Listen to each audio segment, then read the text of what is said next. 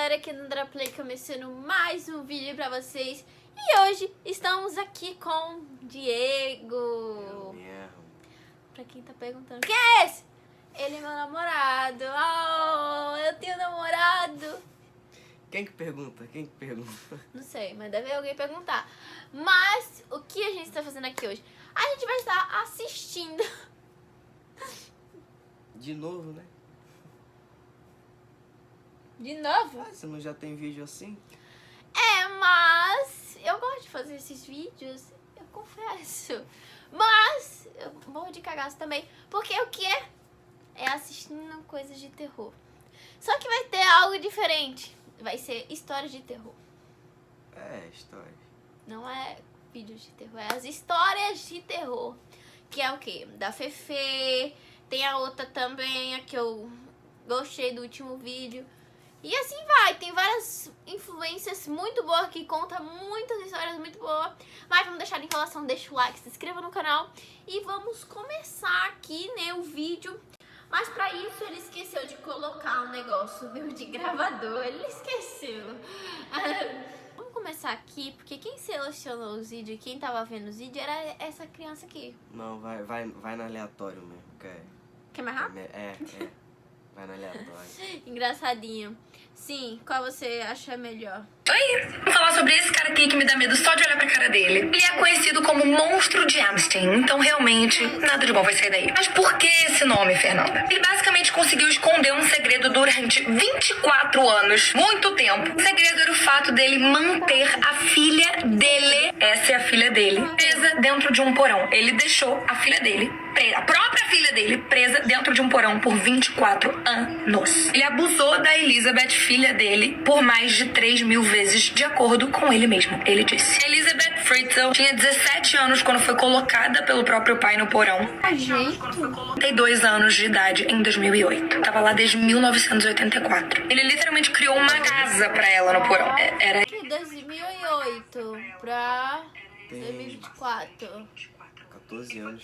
tinha remorso nenhum pelo que ele fez com a própria filha. Ainda disse que se a polícia checasse os porões de várias outras pessoas, eles iriam encontrar meninas em porões. Pra ele, isso deveria ser considerado como normal. A história consegue ficar pior porque ele engravidou a filha dele 7 vezes. Acabou perdendo um bebê, mas ela teve, no final das contas, 6 filhos do próprio pai que abusava dela. E vai piorar mais um pouco. Por que eu tô falando sobre esse caso agora? Inclusive, tem um vídeo no meu canal no YouTube. E os bebês? Daily Mail. O advogado do Joseph alegou que ele já não é mais perigoso para a sociedade. Devem sim tirar ele da cadeia e colocar em um lar para pessoas frágeis. Sim, tem a possibilidade desse homem sair e ficar solto. O que vocês acham disso? Me deixe saber aqui nos comentários. Frágil. O que você acha Doideira, disso? mano. 24 anos. Caraca. E os bebês? O que aconteceu com esses bebês? Ah, só Deus sabe. Meu Deus. Ele deve ter tirado ela, levado pro hospital. Aí ela ficava com o filho e depois ele dava pra... Adoção? um abrigo. Sei lá, estranho, né? Porque eu fiquei tipo, e os bebês? 6 filhos, doideira. Ó, vamos lá.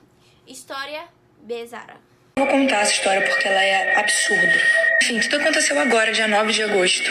Basicamente, o que aconteceu, a história começou com 2 adolescentes embebedando uma menininha de apenas 11 anos de idade. Enfim, esses 2 adolescentes deram bebida pra essa menina e levaram ela pra uma pedreira. Nessa pedreira, eles se encontraram com outro adolescente e um adulto. Até aí já são 4 pessoas na história. Aí eles obrigaram ela a beber mais pinga, lembrando que ela tem 11 anos de idade, embebedaram uma menina de 11 anos de idade, calma. Lá eles começaram um abuso coletivo. 4 homens contra uma menina. Depois que eles abusaram dela, eles chamaram o tio da menina e o próprio tio abusou da menina também. Eles depois confessaram à polícia que ela gritava e ela chegou até a desmaiar no momento. Já não bastasse 5 pessoas, 5 monstros abusarem da menina, o corpo dela foi encontrado no pé desse penhasco. Ela foi jogada desse penhasco depois de todo esse absurdo acontecer com ela. Eles confessaram que jogaram ela de lá porque ela disse que ia contar para as pessoas, eles ficaram com medo de ser descobertos. Os adolescentes, né, os menores de idade em questão nessa história, disseram que receberam uma proposta em dinheiro, por isso que levaram ela para esse penhasco, para essa pedreira. Depois eles mudaram, falaram que não, e que eles só queriam abusar dela mesmo. Que no caminho ela tentava fugir e eles deram socos e chutes nela. Eu não entendo o ser humano, eu acho que eu nunca vou entender. Conta muito aqui nos comentários o que vocês acharam dessa história. Crueldade querendo ou não, É uma criancinha. né? A criança que foi impedida de viver corretamente a vida dela, né? Infelizmente, como ela falou, monstro. Caraca, vai 5. O próprio tio, velho. Tinha uma menina chamada Alissa. E ela era, tipo, considerada a menina mais bonita, assim, da cidade dela. Todo mundo era, tipo, viciado, apaixonado dela. Até que um dia um cara tava viajando e ele, tipo, parou nessa cidade. Encontrou com a menina e ficou, tipo, meu Deus, era o amor da minha vida. Bateu na porta da casa dela, se apresentou e já chegou beijando ela. Só que ela, tipo, se apaixonou por ele e falou, meu Deus, que encantador. Aí tá bom, no dia seguinte ele chegou lá, convidou ela pra sair, pra eles irem dar uma caminhada no rio. E entregou uma rosa pra ela. Ele falou que queria mostrar onde ele tinha pego essa rosa. E era, tipo, na beira de um rio. Quando eles chegaram lá, quando ela se virou de costas pra ver as flores, ele matou ela com pedras. Ele ficou batendo na cabeça dela com uma pedra. E botou a rosa na boca dela e falou que toda a beleza devia morrer. Não era certo alguém tão bonito existir. E depois ele jogou o corpo dela dentro do rio. E aí pessoas que vivem nessa região dizem que às vezes eles conseguem ver o corpo da menina nadando assim, tipo o fantasma dela em cima do rio. E ela sempre tá com uma rosa na mão.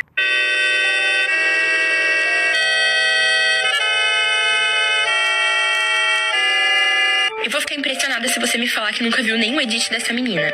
E esse rostinho fofo fez algo muito pior do que você poderia imaginar. Eu já vou deixar avisado que esse vídeo vai ser pesado e se você quiser continuar assistindo é por conta sua. Essa garota aqui se chama Isabela Guzmán e ela tinha 18 anos já na época do caso e morava com sua mãe e seu padrasto no Colorado, Estados Unidos. Os pais da Isabela se separaram quando ela ainda era muito nova e ela parecia ser muito revoltada por conta disso. E ela também nunca perdoou a mãe dela por ter trocado o pai dela pelo padrasto. Todo mundo que era próximo da Isabela dizia ficar impressionado quanto ela parecia ingrata com a mãe dela. A mãe da Isabela se chamava Yu Min-ho e ela trabalhava até 12 horas por dia no estúdio de fotografia. A Isabela tinha uma relação péssima com a mãe dela, com o pai biológico e com o padrasto. A Isabela sempre estava brigando com a própria mãe, inclusive elas já tinham tido algumas brigas físicas. O auge foi quando a Isabela enviou um e-mail ameaçador para a própria mãe. Então a Yu Min-ho e o seu marido, o padrasto da Isabela, conversaram e decidiram chamar a polícia para ver se eles conversavam com a Isabela e resolviam a situação. Então a polícia vai até a casa da Isabela para poder conversar com ela e falam, olha, você já tem 18 anos, se você continuar fazendo essas coisas você pode ser presa. Essa conversa com os policiais parecia ter dado uma acalmada na Isabela, tipo, tá dando um susto nela. Tanto que depois disso, naquele dia, ela foi pro quarto e ficou lá até de noite. A Yu Min-ho ficou trabalhando em casa até as 9h30 da noite, quando ela volta pra casa e vai direto tomar banho, porque ela tava muito cansada. Então ele começa a ouvir a Yu Min-ho gritando por ajuda, gritando pelo nome dele. Também começa a ouvir uns barulhos muito altos vindo do andar de cima. Então o padrasto da Isabela sobe as escadas correndo pra ver o que tá acontecendo.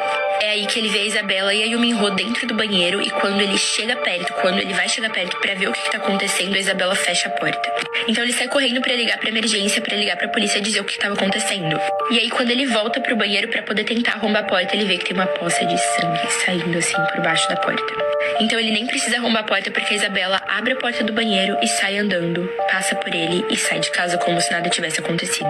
Ela tava completamente coberta de sangue e ela tava segurando uma faca. A Isabela deu simplesmente 79 patadas na mãe dela. 31 no rosto e 48 no pescoço. E lá dentro do banheiro também tinha um bastão de beisebol que provavelmente foi usado pra deixar ela inconsciente ou pra, deixar ela caída no chão sem poder reagir.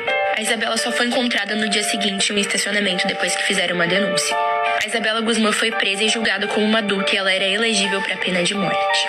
Porém, o juiz do caso inocentou por completo a Isabela Guzmán, porque um laudo médico comprovou que ela tinha esquizofrenia.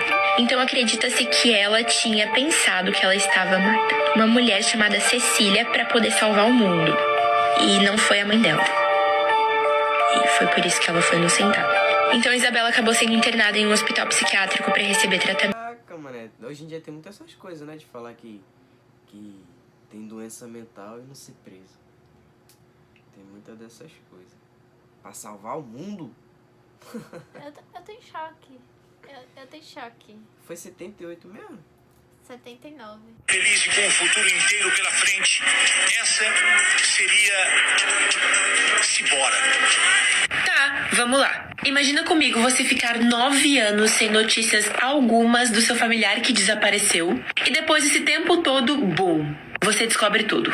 Já sabem, né? Estejam com os psicológicos preparados. Essa é a Cibora Gagani. Ela tinha cidadania italiana, mas era de origem albanesa. Os seus pais residiam na Itália. Porém, com 22 anos de idade, a Cibora estava namorando um rapaz chamado Marco Gaio Romeu. E os dois então se mudam para Torremolinos, uma pequena cidadezinha lá no sul da Espanha, onde os dois dividiam um apartamento até então. Isso acontecia no ano de 2011. O casal permaneceu junto até o ano de 2014, quando eles resolveram dar um basta e cada um seguiu seu caminho. Mas é aí que começa o mistério, porque nessa mesma época, a Cibora simplesmente desapareceu. O Marco, que teve o último contato com a Cibora, disse aos pais dela que ela decidiu partir e deixou as suas coisas para trás. Ela queria viver uma vida nova sozinha. Mas isso até então, para os familiares da Cibora, era um pouco estranho. 1, 2, 3, 4, 9 anos se passaram e nada da Cibora dá um sinal de vida. E imagina como os pais dela ficavam sem ter sinal da filha. Então, mesmo que esse tempo todo tenha se passado, os pais dela, mesmo lá na Itália, sempre divulgavam imagens dela, faziam textos, na esperança de que ela voltasse para casa. Ela tava no Brasil, é? Não sei. Porque aquela reportagem foi do Brasil, não foi? É, vamos tirar. Já o Marco, nesse meio tempo, começou um novo relacionamento com uma nova garota de 28 anos chamada Paula. Os dois pareciam se dar super bem e ser aquele casal tranquilo e feliz. Porém, entretanto, todavia, Maria, foi num dia específico que os vizinhos que estavam no apartamento deles escutaram um barulho de briga, discussão e gritaria. E foi quando eles chamaram as autoridades e falaram: tem um casal brigando, acho melhor vocês verem. Quando a polícia chegou, o Marco já tinha fugido do local, mas 6 horas depois, ele foi capturado pela polícia e se tornou suspeito de matar a atual namorada. Ele foi levado para a delegacia e durante o processo de interrogatório, os policiais perguntaram se antes daquele crime ele já tinha cometido algum outro ou feito algo de ruim para alguém. E é bem aí que a verdade sobre o caso da Cibora vem à tona depois de tantos anos. O Marco simplesmente confessa ter assassinado a Cibora. Ele afirmou que utilizou um produto chamado cal para poder dissolver o corpo da Cibora. Depois ele coloca o corpo dentro de uma caixa. No mesmo lugar havia alguns ramos de flores, facas e várias manchas de sangue. Ali dentro estavam os restos mortais da garota. Utilizando então as informações que o Marco ofereceu e junto com o sistema de raio-x, eles conseguiram localizar essa caixa onde estava a Cibora. Inicialmente, onde ele escondeu essa caixa ficava um armário, mas construíram uma parede depois. E essa parede então acabou escondendo essa caixa. Tanto que durante esses anos que a Cibora permaneceu desaparecida, alguns inquilinos estavam ocupando o apartamento onde o casal morava na época. Eles até disseram para a polícia que nesse tempo todo nunca perceberam um mau cheiro, nem nada. Eles não queriam imaginar que tinha um corpo ali na casa deles. O vídeo foi divulgado pela polícia espanhola, onde mostra os agentes da polícia quebrando a parede e localizando o corpo. O corpo foi levado para análise de necropsia e identificação e por mais que o teste de DNA ainda não tenha saído, é bem pouco provável que não seja a Cibora. Enquanto isso, e mais investigações acontecem, o Marco permanece em prisão preventiva pela polícia. E se você quer aprender a fazer uma graninha extra com uma ferramenta... Rapaz, o cara já tem cara de psicopata. Não tem? Não. Tem sim, olha essa cara aqui dele, deixa eu botar aqui. É a cara. Cara de psicopata. Todo careca é psicopata. Você vai ficar careca uma vez? Vou nada. Com certeza. Vou nada. Vai ficar ridículo. Não, mas é lançar um calvão de cria. Ei, percebeu que na câmera parece que teu cabelo tá mal feito aqui? Mas ele tá mal feito mesmo.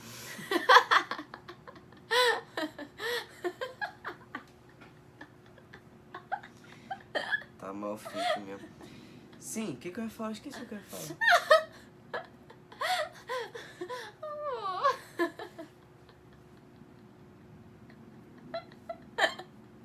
Qual foi, cara? Ai, a barriga. Ai, não é. Você ouviu um barulho? Tô ouvindo. Eu tô com medo. E quer ver coisa de serial killer? Não, serial killer de boa. Eu não A gente sei. vendo histórias de terror, do nada a porta começou a bater sozinha aqui. Deus se livre.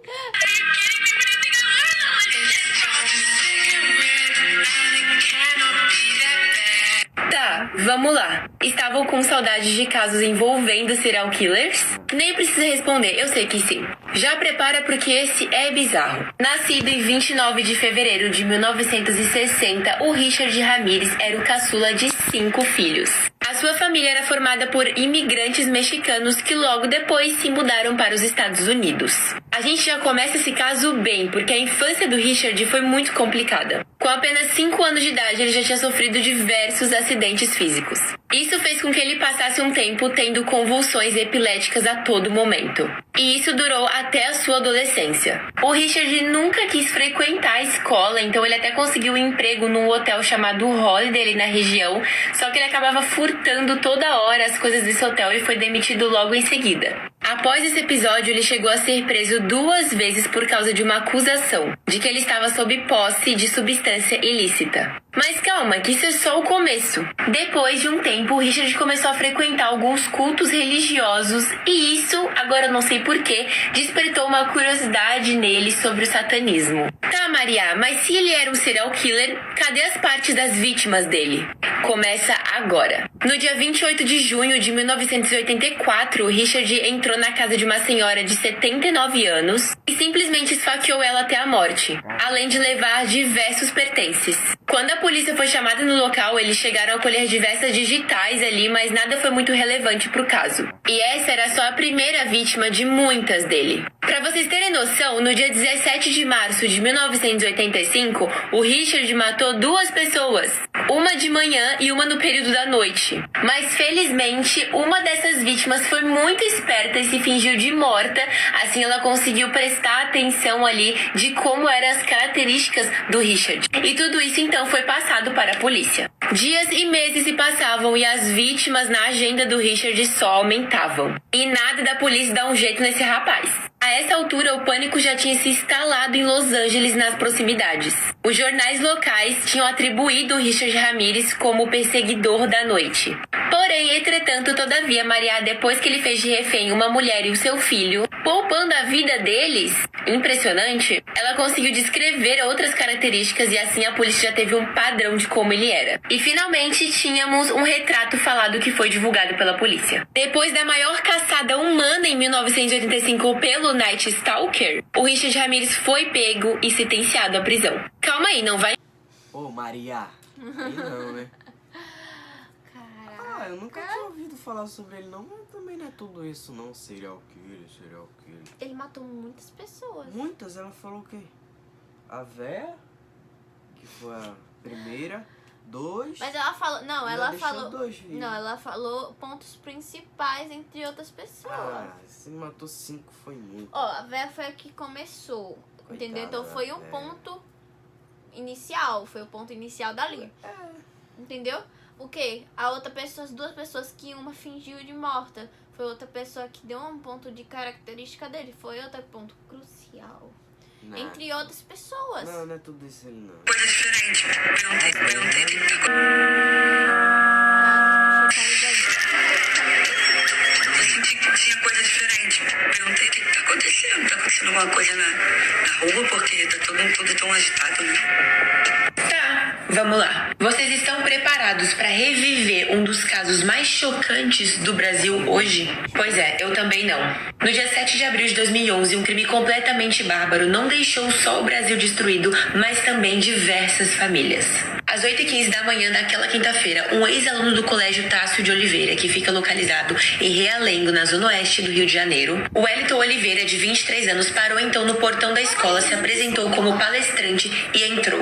Em comemoração aos 40 anos da escola, a instituição estava chamando todos os ex-alunos para poder justamente conversar sobre como está o ambiente fora da escola. O único probleminha é que o Wellington não foi com essa intenção, e sim com uma muito pior. Na sua mochila, ele estava levando 2 revólveres, o qual mais ou menos ele gastou aí uns R$1.400. Ele se encaminhou para a secretaria do colégio, onde pediu uma cópia do seu boletim escolar, depois visitou a sua professora de literatura com um beijo na testa e subiu ao 2º andar, onde ele invadiu uma sala da 8ª série. Lá dentro haviam 40 alunos que estavam assistindo uma aula de português, e o Wellington começou a atirar nas crianças.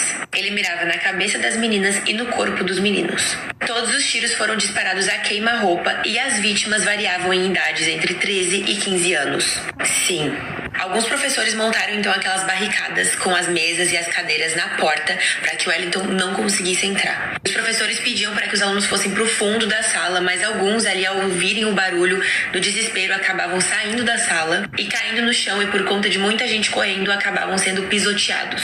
Um completo filme de terror.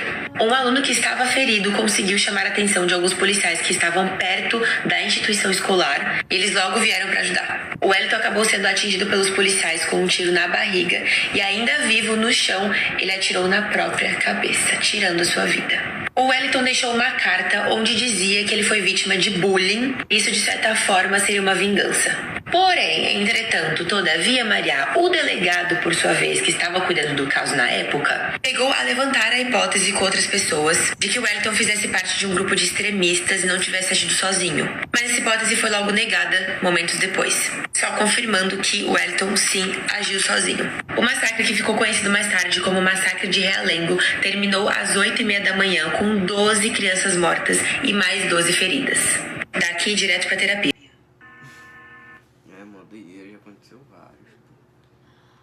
Véi, isso me lembrou que foi recente. Foi aquele negócio que o cara invadiu uma creche. Vai chorar. Ah, criança! Ai, eu vou chorar! Mas São isso- crianças, amor! Mas isso foi por causa do estouro que tinha dado, né, velho? De tanto invasão à escola, aí um monte pegaram o caminho.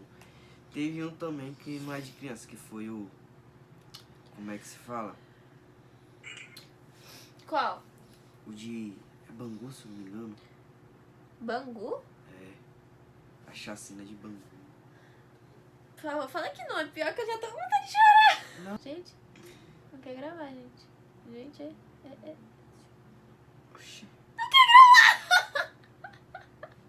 Deixa eu ver. Meu gravador parou, gente. Como é que é isso? Olha isso. Entra no Mobs, deve ter bugado. Gente, travou. É, acho que vai ter que ficar pra outro vídeo, Carandiru. E travou. É, vai ter que ficar pra outro vídeo. Mas, galera, eu vou deixando o vídeo por aqui. Se você gostou, deixa o like, se inscreva no canal. Vou deixar aqui embaixo o meu Instagram. O dele não. Não tem pra que o dele não. Ninguém pode seguir ele não. É, não, vou deixar assim o Instagram dele. Aí tá aqui embaixo, tá? Segue lá. Eu vou fazer uma moralzinha pra você. Tá, daquela média. Vou dar aquela média pra você. Vou deixar o Instagram dele e o TikTok dele aqui. Ele tá ficando famosinho no TikTok. Eu acho que eu não tô vendo. Então nada. Tá sim, tá ficando famosinho no TikTok. Tá ficando famosinho. Mas deixa o like, se inscreva no canal. Até o próximo vídeo e... Tchau. Nossa, que tchau, paia. Tchau!